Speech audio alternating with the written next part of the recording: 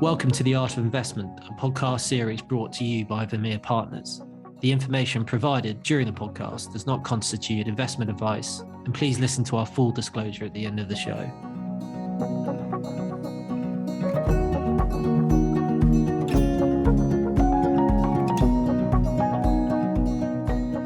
Hello and welcome to The Art of Investment. I'm your host, Paul Dixey, and today we're going to be focusing on the energy transition. One needs no reminding to the effect we as humans have had on our planet, and it's very clear that we must change our ways to give future generations the life we've been fortunate to lead. This is not just a UK issue, but a global one.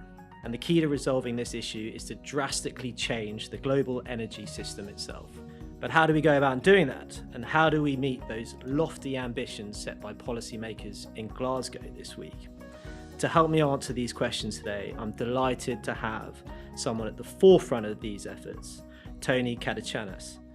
Tony is managing partner and CEO of Victory Hill Capital Advisors, a London-based investment firm which he launched with colleagues very recently. Their fund, the VH Global Sustainable Energy Opportunities Fund, is now a £240 million investment trust listed on the London Stock Exchange. It invests directly into sustainable energy projects that support some of the UN Sustainable Development Goals. And we at Vermeer Partners were investors in the fund at IPO. So I'm thrilled, Tony, to welcome you to the show today. Thank you. Thanks for having me. Tony, let's start with a bit of background on you. Sure. Where did your passion for sustainable energy come from, and how did you end up becoming CEO at Victory Hill? Sure. That's quite a pertinent question, not one that I ask myself too often these days, in that we're so busy deploying capital and thinking about what to do with the money and how to have an impact around the world. But if we roll back a little bit, my first exposure to energy was at Goldman Sachs when I joined GSAM back in 2009, coming out of the financial crisis. And I was exposed moving from a trading floor in securities over at Credit Suisse and then Deutsche Bank very briefly to the buy side over at GSAM. And at GSAM, I got exposed to a very, very vast array of different asset classes and worlds that just opened up to me. And we spent a lot of time, at GSAM looking at real assets. In particular, we were partnering very often with the merchant bank, the Goldman Sachs merchant bank, that had a number of real asset funds. And of course, at GSAM as well, we had a number of real asset-oriented funds and Goldman Sachs Infrastructure Partners and a few others. And so that was my first foray and exposure to infrastructure as an asset class, project finance, and of course, energy by extension. Energy is a big part of infrastructure in general. I left Goldman in 2012 and I joined a small boutique here in Mayfair called Alpha One Partners, which was set up by a few former what we call Goldman Sachs PCS guys. So these were private client services guys. This is a unit that used to sit in the securities division and later gave rise to what is Goldman's private wealth management division today. And a lot of these guys were, in their own right, very successful and set up businesses, the likes of Partners Group today, Boussard and Gavaudan, and indeed Alpha One Partners. And they asked me to join them when I left Goldman to help institutionalize their business, bring in institutional money, and set up a energy-oriented private equity fund. And in a very short space of time, we built a partnership with a very large global energy player for a private investment program that we then subsequently deployed very, very quickly into direct investments. And then from there, I decided to leave for a variety of reasons and got offered a role over at Mizuho. And Mizuho really opened my eyes to the issues around sustainability in particular. And Mizuho, being a very large balance sheet player, one of the world's largest project financing institutions by virtue of the size of its balance sheet, a near $2 trillion balance sheet, was very active in project finance around the world, a true global player, a global bank. The Japanese banks coming out of the crisis took the leadership in the league tables for financing projects around the world. And we saw within the remit of the institution as a whole that the sort of interest that we were seeing from institutional investors in particular were leaning more and more towards sustainability.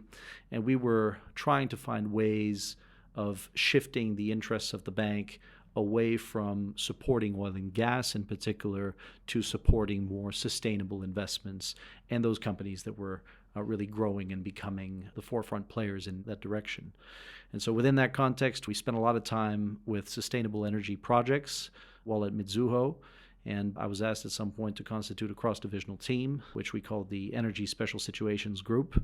And that included members of the commercial bank, members of the securities division, and of course myself. I sat on the buy side then at that time, having set up a few dedicated funds. And we set up what was an advisory team initially that had the ability as well to bring in some capital across the capital structure into projects that were of a sustainable nature.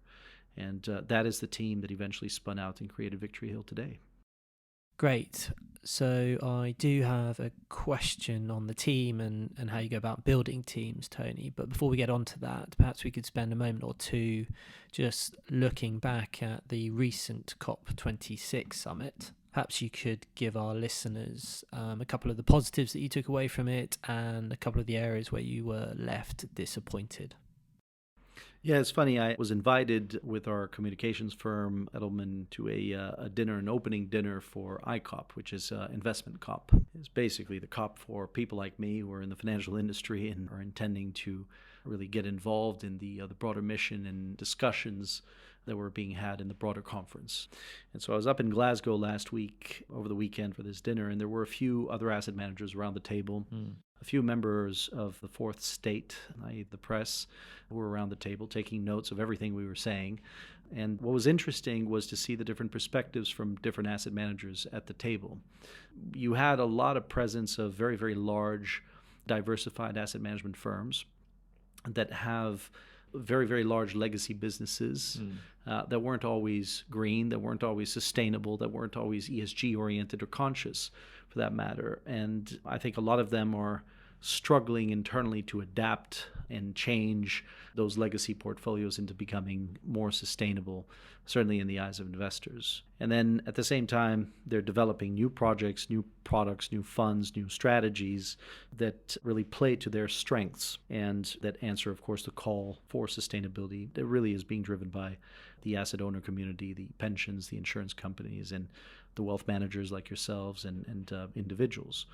And as they do that, they play to their strengths, and the majority of their strengths are in listed markets, which is great, is one way of investing money and one way of engaging and imposing change through investments, through engagement in particular in a listed context. But in my mind, the way to be most effective here is by direct investments, and direct investments in infrastructure and energy directly. The majority of energy companies are the sum of the assets that they own or projects that they own, and investing directly in energy is the key to implementing change here. So we had a lot of people, I think, who were promoting engagement, who were promoting more investments in the likes of BP and Shell that are listed companies, obvious recipients of capital in listed markets, and imposing change and advocating for more direct engagement with these companies. I think these companies have already got the message. Their share prices are where they are today. Their dividends have been cut. They are implementing broad changes internally. I think the message has gone through now. The question is, where is the capital actually going on the ground? And that's where a lot of these larger diversified asset managers need to get with the program and start thinking about how they can increase the allocation of direct infrastructure, energy infrastructure investments going forward.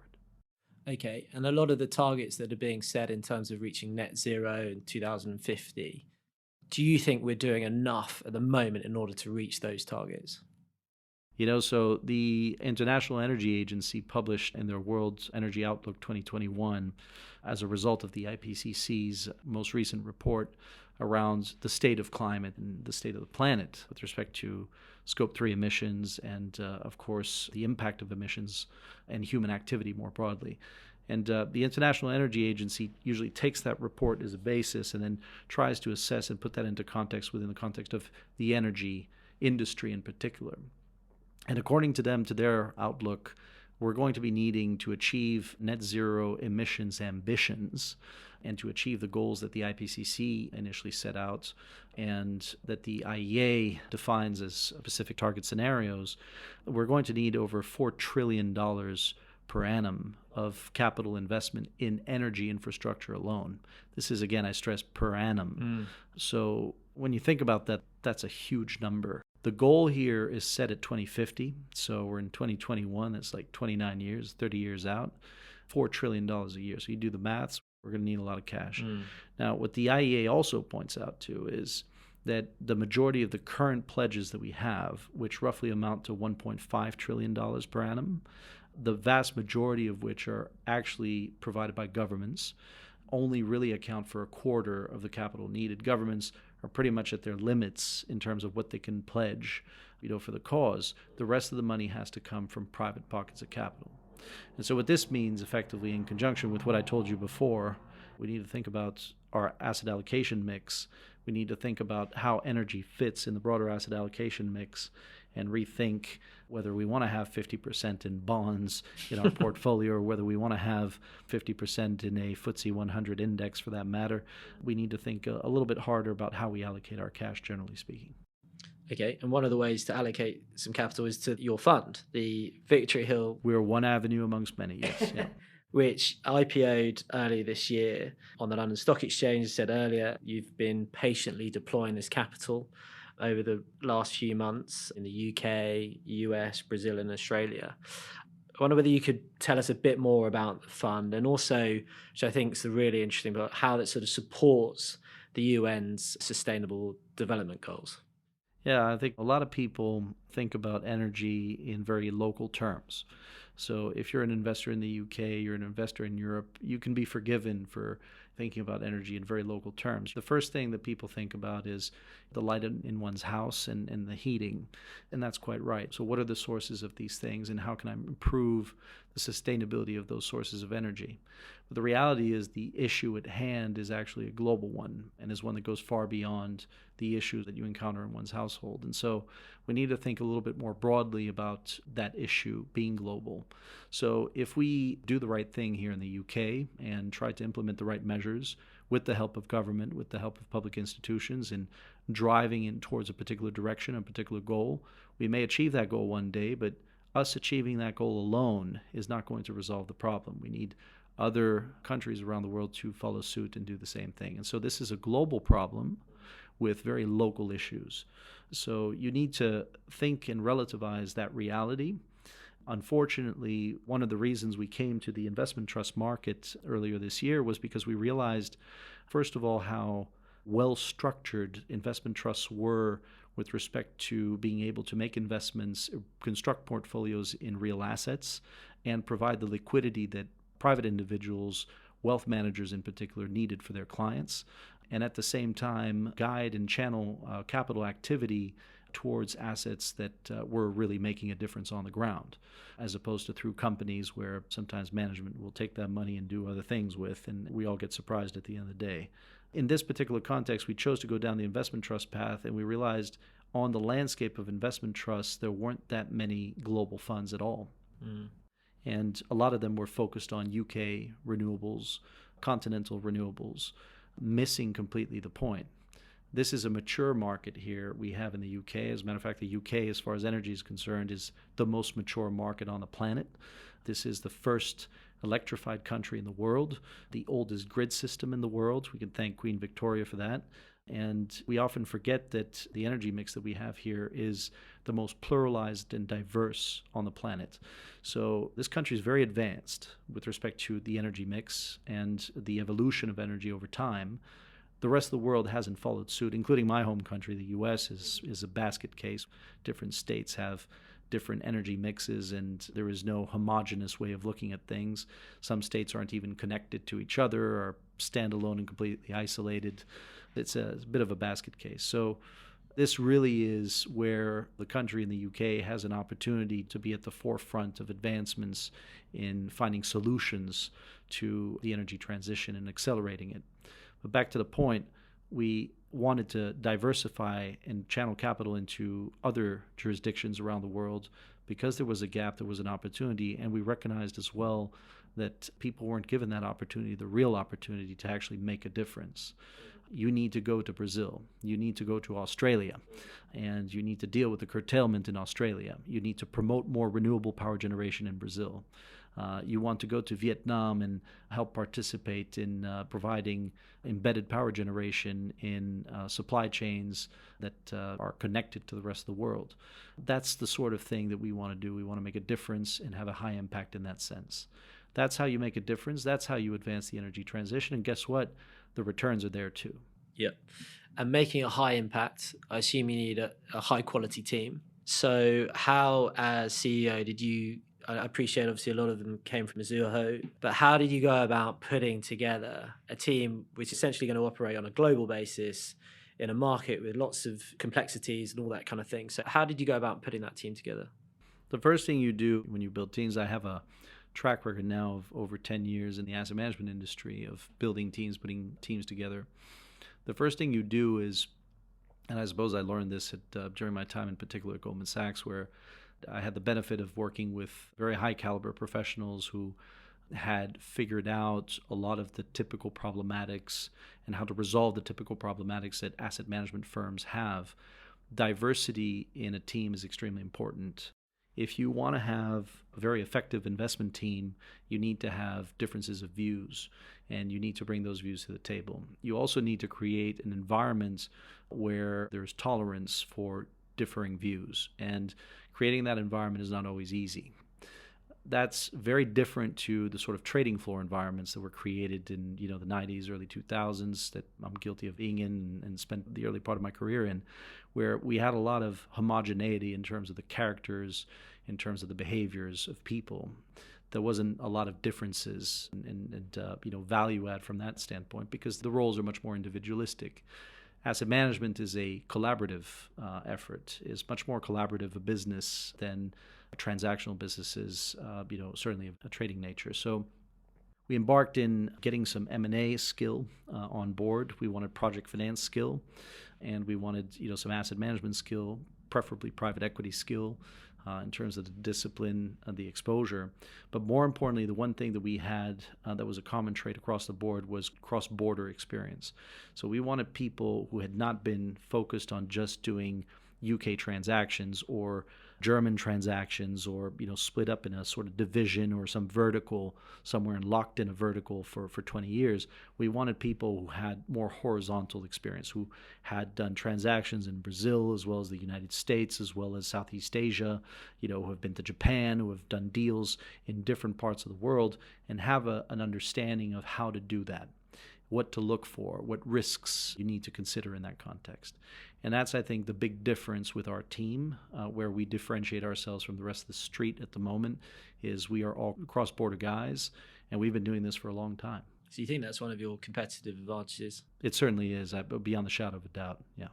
So Tony, one of the things you've been pretty vocal on recently is the structural imbalances here in the UK energy market. Our listeners will be very aware of the soaring natural gas prices, which is fed through to a lack of CO2 available in the various industries here in the UK. You've been deploying some of the capital you raised at the IPO into some gas projects here in the UK. I wonder whether you could sort of outline what you're hoping to achieve with these investments and also how it fits into your sustainability goals.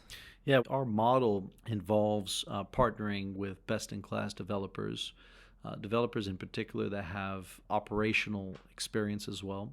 So these are developers that can bring about projects that also want to own these projects for the long run, and therefore, by design, are building a balance sheet business. So they want to be in the energy game, they want to have a balance sheet, they want to own assets on their balance sheet, and they want to be operating these assets for the long run. So these are guys who take a strategic position in energy markets. Those are the kinds of developers we partner with. We came across one developer here in the UK that had that ambition, but that in particular designed what we think was an extremely elegant project by using a combination of different proven technologies and putting them and assembling them together in a way that turned the projects into answering one of the biggest gaps in the energy market here in the UK at the moment. And one of those gaps has been exemplified by the fact that we've had spikes, for example, in natural gas prices recently that have gone through the roof in the UK. And we've had also the threat of power outs, which are really the result of multiple sources of generation, in particular renewable generation, not answering the call of the grid or being able to supply at the moment there's high demand. And those sorts of situations are the biggest threat to the UK grid and to the UK energy market today. We're not in the business of providing yet another renewable power generation asset to the grid. There's quite a few. We went from, back in the 70s, from 80 large power generation assets in the UK to over 1 million today. And so, you don't need more power generation. What you need is balancing mechanisms, and you need elements on the grid that are able to support greater renewable power generation penetration. At the moment, if the wind stops blowing in one of the UK's favorite assets, which is offshore wind, if the wind stops blowing, we're calling on coal, whether we like it or not. And the government is of two minds at the moment of trying to promote more offshore wind, which it should, and at the same time wants to decommission coal, which it also should do. The problem is, if it does both of those things, and it has timelines to do both of those things, it doesn't yet have a solution to create the balance of when the wind doesn't blow and you don't have coal anymore. So we need to put in place a mechanism that answers that call. And to do that, the only viable source of energy is natural gas at the moment. The biggest issue that people have with natural gas is, of course, it has emissions. It has lower emissions than coal, lower emissions than arguably any other source of energy, but it still emits. And so people don't grapple easily with that notion. There are different views in this industry and, with respect to energy, and some views that are more purist, let's say, prefer not to have any emissions at all.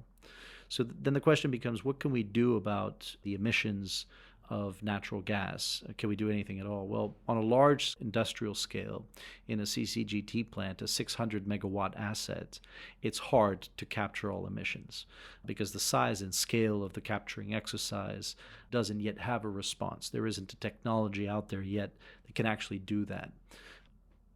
If you do it on a smaller scale, however, you can be pretty effective. You can be extremely effective, as a matter of fact. And what we found in our developer here in the UK, they've put together a combination of technologies that not only produces more power with less natural gas, which is basically an efficiency question, but also captures the carbon. And not only just captures it and sequesters it or puts it back into the ground, which is the typical carbon capture technology, but it reuses it. And this answers your question about the lack of CO2 supply in the market. There is recently, or there have been some headlines in the UK in particular about the lack of CO2 supply because the UK depends highly on continental European production of CO2. It is possible to capture CO2 from a natural gas power plant and to reuse it and sell it into industrial processes, including the food supply chain. We forget that at the end of the day, if you pick up a Coke, you've got bubbles in it. Well, that bubble's CO2. So we're happy to put the bubbles in Coke, put the bubbles in Guinness, put the bubbles in beer, and even I'm told Aero chocolates, which I'm still scratching my head about. I'm not sure what that is. No, I'm kidding. I think we probably have quite a few listeners who like drinking their Guinness, especially with Twickenham and England playing there this week. So they'll be pleased to hear that. I just wonder whether we could just build on one of the points that you made in terms of renewable energy and the intermittency problem. I know you're investing heavily in solar assets too, and you touched on the problem when the wind doesn't blow, when the sun doesn't shine. How are we dealing with that problem as renewable investors, and how are you doing that in the fund? On the spectrum of things, it's easier to predict solar irradiation around the world than it is wind, for example. Okay. So if you look at the spectrum of all generation technologies, solar actually is probably the most efficient in the pecking order.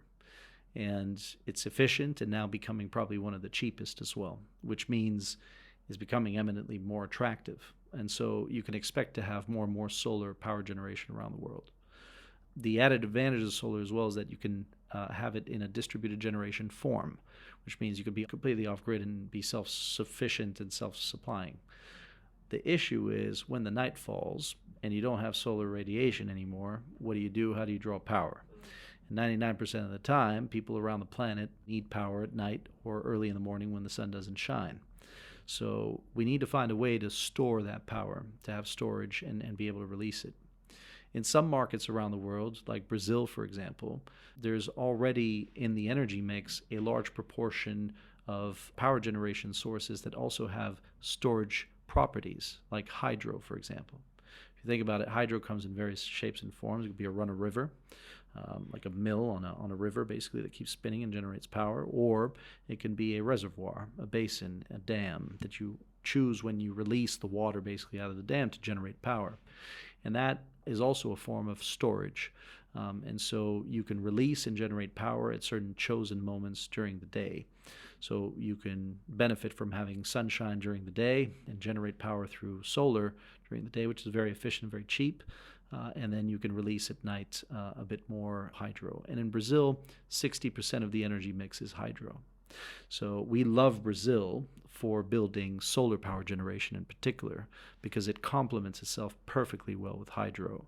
And you don't have the issue of coal in Brazil.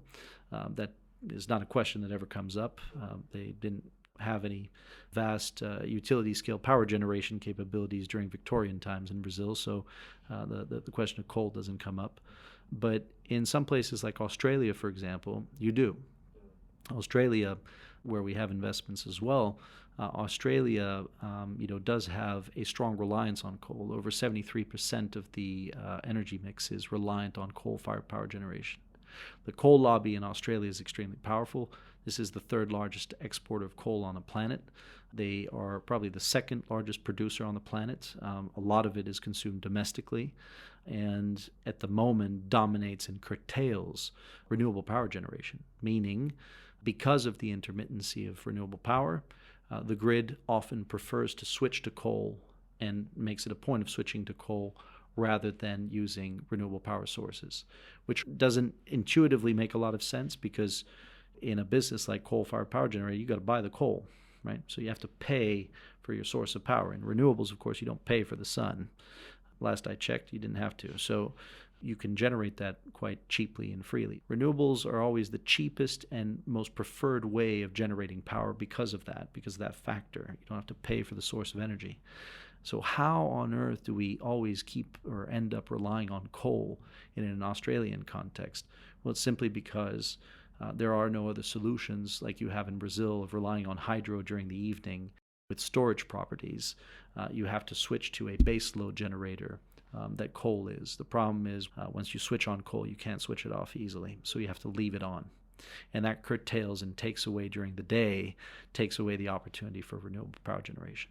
So we want to build battery storage in Australia alongside solar farms, wind farms, and help that renewable power generation compete more effectively with coal and not be curtailed by it.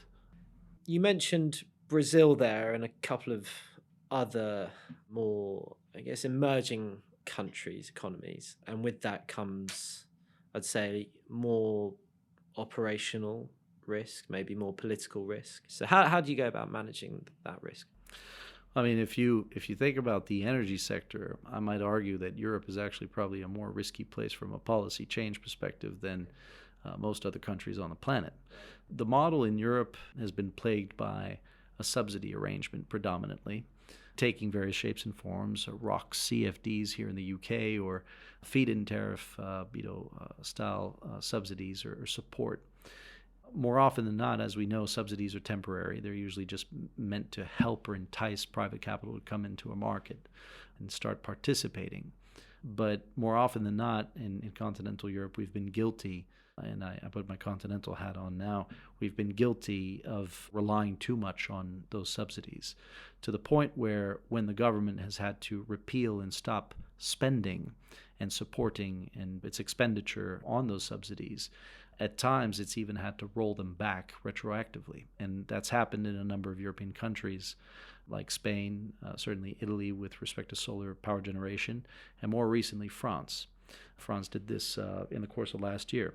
So, there have been a number of cases where policy change in Europe because of this reliance on subsidy and because the market has to some extent been somewhat complacent about resting on the subsidies too much, we've faced real policy change risk. So will you avoid assets that are sort of subsidy backed to an extent?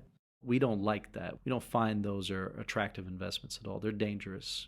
No financier should ever gamble with the political outcomes. That's not what we do. We're rational investors. We're institutional players. We look for factual information to a great extent to inform our investments and make investment decisions. Politics, unfortunately, is akin to gambling, and we're not in that game. But let me just point to one thing that you mentioned here about jurisdictions, in particular, more racier jurisdictions. It's not just about the subsidies on the one hand. It's also about many countries around the world, including countries like Brazil, are actually very advanced with respect to their energy mix and their energy markets. Brazil is a shining example of this. They've been privatizing their energy markets since 1998, and they have implemented vast programs to attract private capital into the energy mix. And what we've seen in Brazil is an evolution that has been driven by private capital predominantly and has worked very, very effectively.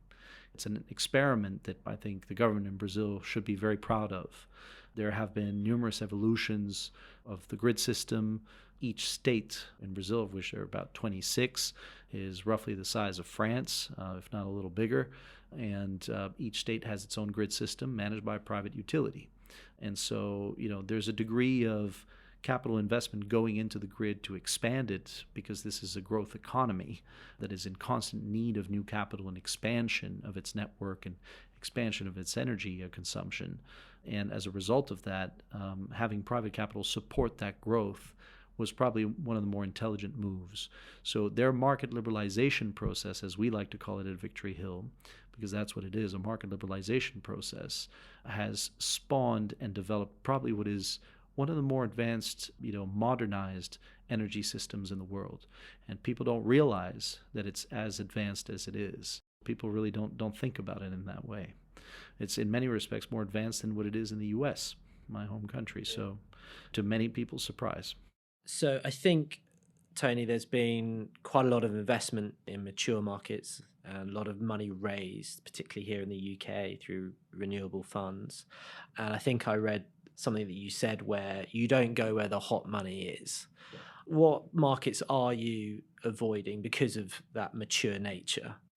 Yeah, that's probably one of the more pertinent questions I've had in the last couple of weeks. So we typically invest by following a demand-side dynamic. So what we want is fundamental conditions in an energy market that lend themselves for a particular technology being marketed or provided in a particular way.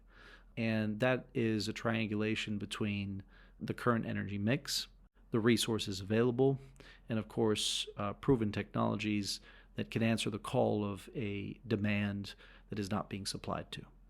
Now, anybody who's read any economics book knows that if you provide somebody with something that they want that happens to be in short supply, you can name your price and you're going to be in a good position financially. And that's generally speaking what we look for. So in the UK, that looks like us tackling situations that are not sufficiently being tackled, but where there's a need to tackle it, which is the grid imbalance.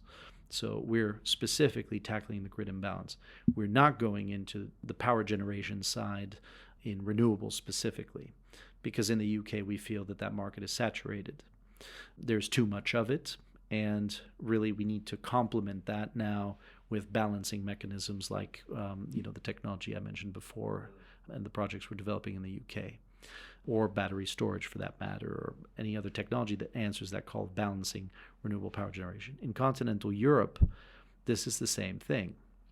If you go into the Netherlands, we had a project that was shown to us recently in the Netherlands that was utility scale over 100 megawatts, and that was yielding something like 3.5% for first loss or equity exposure. Now, I don't know about you, but I'm not prepared to put first loss dollars down at that level of return or yield. I mean, that's just not my idea of fun. I'm not doing any service to investors whatsoever by exposing them to that kind of return profile. Quite the contrary, I'm doing them a disservice. So the idea here is not to follow the crowd in that sense, i.e. to go into a crowded market. No professional investor should ever go into a crowded market. Any basic principle of investments guide you towards either the other side of that market, which is the less crowded part, or going for fundamentals like we are, where there's a fundamental need and requirement for something. So those are basic principles that we abide by in our portfolio, and therefore the valuations that we attract as a result are typically quite high. Let me just one small anecdote on this. I had the other day a conversation with an investor that was very interesting. He said something to us like he expected us not to generate more than our discount rates. Now, I was scratching my head around why on earth anyone would say something like that, because what that implies is that the cost of capital is the return that I'm generating. Now, my job as an active manager is to generate above what my cost of capital is. That's my job. That's my very purpose of being. Otherwise, there's no point getting out of bed. That's right. Or my investors paying me a management fee, frankly. I can't justify a management fee if what I'm delivering is the discount rate. I almost fell off my chair. So we are absolutely not in the business of delivering a discount rate or being at cost. And that's unfortunately the dynamic that you face when you operate solely in mature markets. You are beholden to your cost base, and your alpha generation is limited to your cost base, is defined by your discount rates. That's not a situation that anyone should ever be in if you're an investor. Okay. And from what you said over the last few minutes, you clearly are seeing still lots of opportunities. And I know you've announced to the market that you are hoping to raise some more cash to deploy through a placing. You were very patient in your deployment of the original IPO cash. So I wonder what the strategy is moving forwards with the placing. And I wonder whether you could tell us a little bit more about the pipeline that you see and how you'll be putting that money to work. Well, I owe our next steps predominantly to our head of business development, Navin Chauhan, who does a phenomenal job, truly a phenomenal job at guiding the firm in terms of what investors actually want. One of the things he's extremely good at doing is listening to people, and he does that very effectively. He hears people, he listens to them, and he conveys to us how we can improve the portfolio, how we can shape the portfolio in a way that we can deliver and that investors actually want. So that's one of the things that I wanted to highlight as one side of the coin. The other side of the coin, of course, is the investment team, who we owe a lot to in terms of its origination capability. Few people realize this, but one of the biggest issues, of course, in private asset funds, be it closed-end, listed, or even open-ended to a great extent, one of the biggest issues is the issue of dry powder and deployment. And this indicates that there's an issue on the origination side. In our case, we always have pipeline first and then get the capital afterwards. We flip that whole discussion around. There is no discussion at Victory Hill about dry powder. There's no cash lying around that hasn't been earmarked or ready to deploy. We're always one step ahead of negotiating deals, and on top of that, we go very far in resolving the origination conundrum. We're not recipients of origination. We proactively originate. What does this mean? We have sufficient skill in the team, from people who come from principal investments, who come from private equity, who come from M&A, to go in to see energy companies and manufacture our own opportunities. Meaning we'll go see the CFO and CEO of a company, and we have a lot of access. You can see by the members of the board of our fund, we have access to some very prominent members from the likes of BP, for example. We work hand in hand with the likes of Shell. We have very good contacts at the likes of Equinor. These are organizations that know us as a team extremely well over the years. So we don't have an access issue. And we are able to walk in and have a conversation with them to organize pipelines of deals that the street will never see in a bilateral context. That's a very powerful thing, because we originate our own deals, organic, differentiated deals that nobody else sees. So being able to do that is a true advantage, true competitive advantage as well, I think, of our firm. Great. And things seem to be ticking along nicely. Clearly come back to the market to raise some more money. NAV's ticking up. Dividends are coming through for investors. You're ahead of the initial targets on the dividend. Let's fast forward, let's say 7 years. How do you perceive success, and what do you hope to have achieved when you look back in 7 years with the fund? We are value creators for our investors. That's what we do as money managers. So the best measure of success is to put yourself in the shoes of an investor and to say what would make an investor happy, what would exceed their expectations, and what would make them think that we're probably one of the best investments they've made. If we can achieve that by any measure, we're probably going to be a successful firm. So our intention is to be in the position where we can achieve that. So I want in 3 years, in 2 years already, to put myself in an investor's shoe and say, okay, these guys have promised me 5% annual yield or a 5p dividend, subject to a progressive dividend policy, which is going to be achieved. We can affirm that today, thanks to the types of investments we're making, the way we're diligently constructing the portfolio as well, the way the team has executed the portfolio and how we're building it and continue to grow it.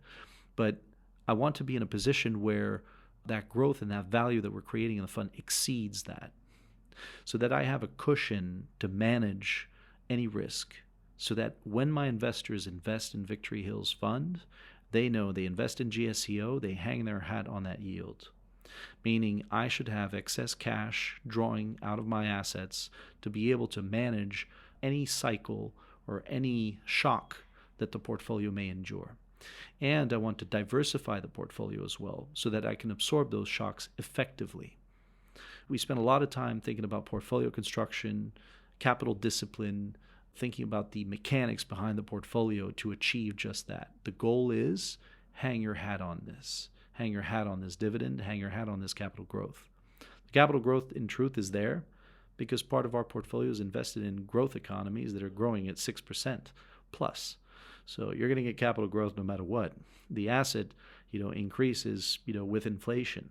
And the beauty is 90% of our portfolio has contracts that are inflation pegged as well. So, we're inflation linked. So we're in a great position in a world that is changing to absorb those sorts of shocks. We think about that a lot in our portfolio construction. So that's how I want to think about it. I'm thinking about the point of view from the investor always.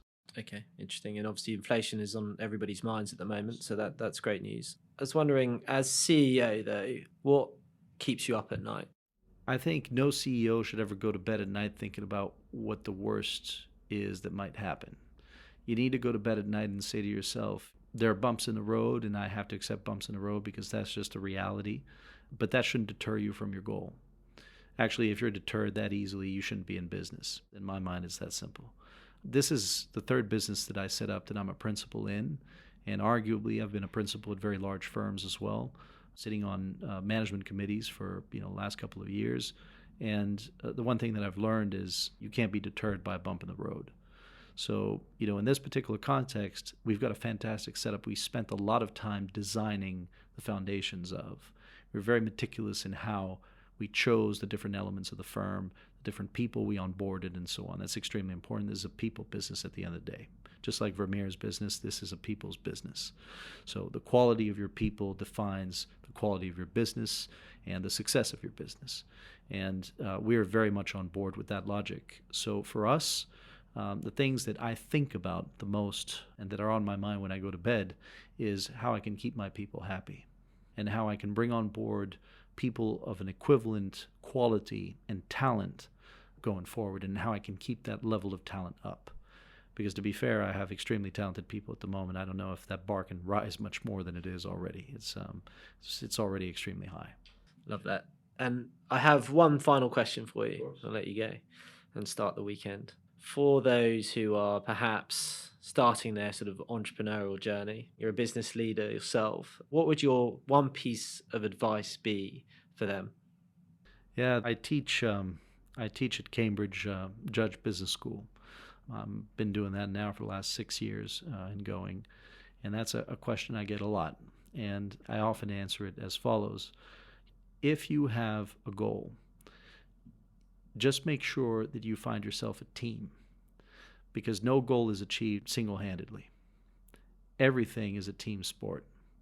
So if you want to build a business, find yourself a team. Spend time on focusing on building the team. The team is what gets you there. It's a team effort. Remember, it's a team sport. Nobody does it on their own. You can celebrate Steve Jobs all day. You can celebrate Jamie Dimon all day. You can celebrate business heroes left, right, and center all day. But the reality is they haven't built their businesses and their success on their own. None of them have. It's always been a team effort. And, if you remember that adage, you're prone to be successful. So for any entrepreneur, no matter what business you're in, find yourself a good team. Don't compromise on the quality of that team. Share the love, share the implication in the business. Make sure these people are incentivized to put in their blood, sweat, and tears and their heart and soul into the business the same way you would. And if you're generous in that way, you're going to find success. Very uplifting. Tony, thank you very much for joining me today. Absolute pleasure. Thanks for having me. Thank you.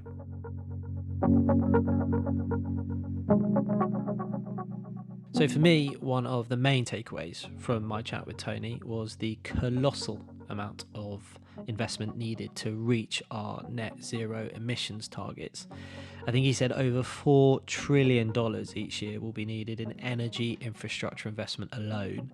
And as Tony said, governments are at their absolute limits in terms of what they can pledge to the task.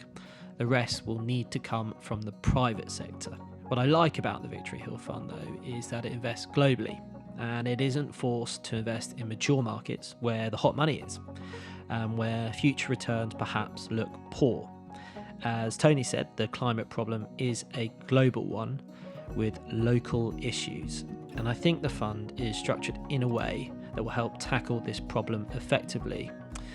They certainly have a best-in-class management team that I think will help them source or originate, as he put it, new projects or deals that perhaps their competitors won't get access to.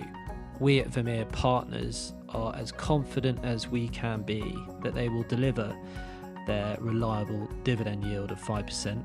That will at least grow in line with inflation, which is something obviously incredibly important in this inflationary environment. We also hope for some capital growth too, that will supplement that income return over the years. I completely agreed with what he said about building successful teams. You need diversity, you need differences in views, and you'll have a much better chance of reaching successful outcomes. And as a sports nut myself, I loved his advice for entrepreneurs and business leaders. So do check that last bit out if you missed it.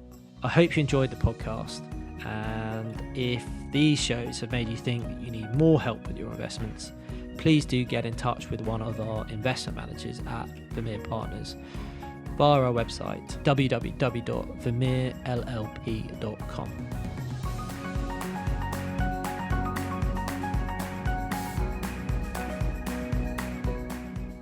Thank you for listening, and I really hope you enjoyed today's show. If you'd like to find out more about what we discussed today, please visit the show notes, or alternatively, get in touch via our website at vermeerllp.com. The information provided during this podcast does not constitute investment advice. It should not be considered a recommendation to buy or an offer to sell a security or investment.